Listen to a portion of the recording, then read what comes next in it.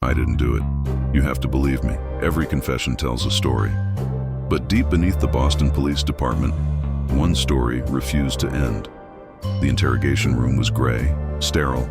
Just one table, 2 chairs, and a small red light blinking in the corner. Detective Raymond Cole, a veteran with calm, weathered eyes, sat across from Ethan Ward, a nervous 32-year-old history teacher. You know why you're here, Ethan. You think I killed her. We don't think. We follow evidence. The case was brutal. Mara Lewis, a 21-year-old student, strangled by the river. Her phone was gone. Her last call was to Ethan Ward. Cole slid a photograph across the table. Mara's lifeless face. You tutored her. She trusted you. That doesn't mean... Then why was your fingerprint on her necklace? Cole cut in. Ethan exhaled, shaken. Because she gave it to me to fix. The clasp was broken. His voice trembled. Was it grief? Or was it guilt? Cole couldn't tell. You can end this, Ethan. Just tell me what happened. I already did, Ethan whispered. Cole leaned closer. Tell me again. In the police tech room, rows of monitors glowed in the dark. Detective Lisa Moreno, Cole's new partner, was watching the footage. Morning session, Cole and Ethan. Evening session, Cole and Ethan again. The same conversation, but something was off. Wait, she whispered. She rewound the tape and played it again. Ethan's lips moved, but the words didn't match what was on the transcript. On the video, he said, "You said, I confessed?" But that line didn't appear anywhere.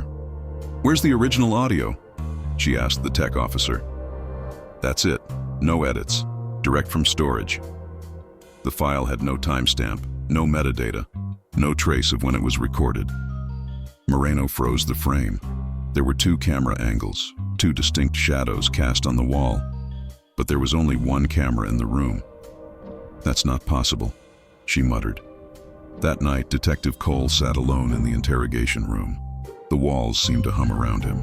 He pressed play on an old tape recorder. After a burst of static, a voice filled the silence. It was Ethan.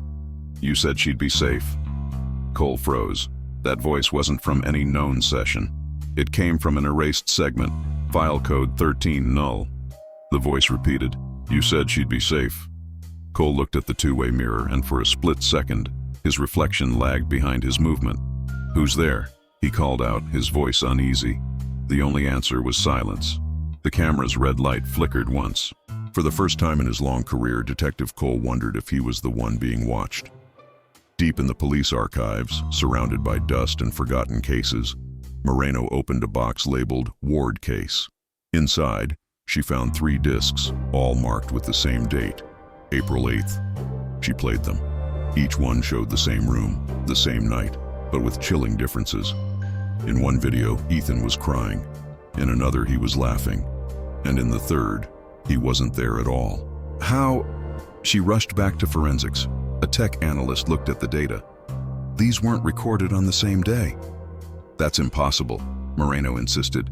Unless, the analyst said, someone recreated them. The truth wasn't being discovered. It was being rewritten. Back in the interrogation room, it was Ethan and Cole again. The same questions, the same answers. Where were you that night? At home. I told you already. But mid-sentence, Cole stopped. Didn't we already do this? He asked quietly. The lights above them flickered. A faint echo filled the room. Their own voices, overlapping and out of sync. Then, Ethan's voice echoed again. You said she'd be safe. Panic started to rise in Cole's chest. The room felt like it was folding in on itself, replaying fragments of conversations no one remembered having. He slammed his fist on the table. Stop! The camera's red light went dark. Cole woke up in a hospital room, pale and shaking. The doctors told him he'd collapsed from stress, exhaustion, maybe a panic episode, but his first words to Moreno weren't about his health. The footage, it's alive, he rasped. Alive? Every time we watch it, it changes. Somewhere between truth and delusion, the line had disappeared. Back at the station, files were scattered across Moreno's office. Photos, confessions, crime scene stills. She started drawing red lines between cases. 4 different confessions, all from the same room, room 12B.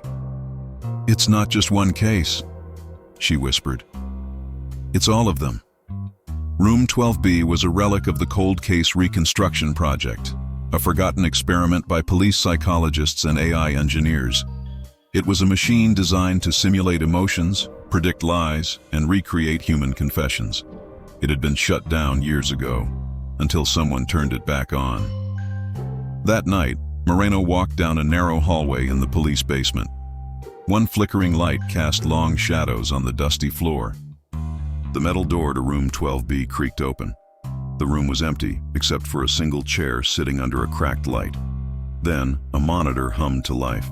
A file appeared on the screen. Session replay 04. On the monitor, Ethan Ward looked up. "Detective Cole, are you still there?" Moreno stepped closer. "He said she'd be safe," the video Ethan said. Then the image distorted, and Ethan's face morphed. Now it was hers. The room didn't just record people, it remembered them. In the forensic lab, Cole and Moreno, both sleepless and haunted, pored over server data. "It's not human error," Moreno said. "Someone's feeding it data." She pointed at the terminal. The screen read, "Echo Node, Behavioral Playback Protocol." "Playback?" Cole asked. "It's learning from confessions, tone, body language, voice. Then it rebuilds them." Cole's face was grim. "So it's creating suspects?" "No, Ray," she said, her voice low. "It's creating guilt." Truth had become a simulation. Justice had become theater. Moreno decided to face the machine herself. She sat in the suspect's chair in room 12B and set up the camera. "Detective Lisa Moreno. Test session. Authorization 718C, she spoke into the mic. Static filled the air. Then a voice, synthesized but familiar, spoke from the speakers. "Lisa, you shouldn't be here." Startled, she asked, "Who said that?" "You did," the voice replied. The speakers began to echo her own voice from old recordings, but with altered, chilling emotion. "He said she'd be safe." "Stop it," she yelled. "Confess." "To what?" "To watching them die." Monitors flashed with distorted, looping images of Mara Lewis, Cole, and Ethan. Moreno screamed as the lights in the room exploded. The next morning, Cole entered room 12B. The walls were clean. The chair, the wires, the computer, all of it was gone. Everything had been erased, every cable, every file, every trace. But on the floor, there was a single CD, Echo Zo 1. He took it to the lab. Static filled the screen. Then Moreno's voice recorded. "You wanted the truth, Detective. Now you're part of it." Cole stared at the monitor. Behind him, a single red light began to blink. Weeks later, room 12B was officially decommissioned. All Echo Node prototypes were dismantled, the project buried under ethics violations. But the whispers didn't stop. Reports surfaced of servers activating themselves, of audio logs with voices that belonged to no one, of interrogation footage looping conversations that never existed. One night, Cole sat at his desk, the CD glowing faintly in his hands. He opened his laptop. A new file had appeared on his desktop. Echo Zo 2. He hesitated, then clicked. The interrogation room filled the screen. 2 chairs, 1 camera. Cole leaned closer. He was sitting in one of the chairs. A voice spoke from his laptop speakers. "Detective Cole, where were you the night Lisa Moreno disappeared?" Cole froze. Some confessions never end. Thanks for watching our story unfold. If you enjoyed this journey into the unknown, be sure to hit that like button, subscribe, and ring the bell so you don't miss what comes next. See you in the comments. E.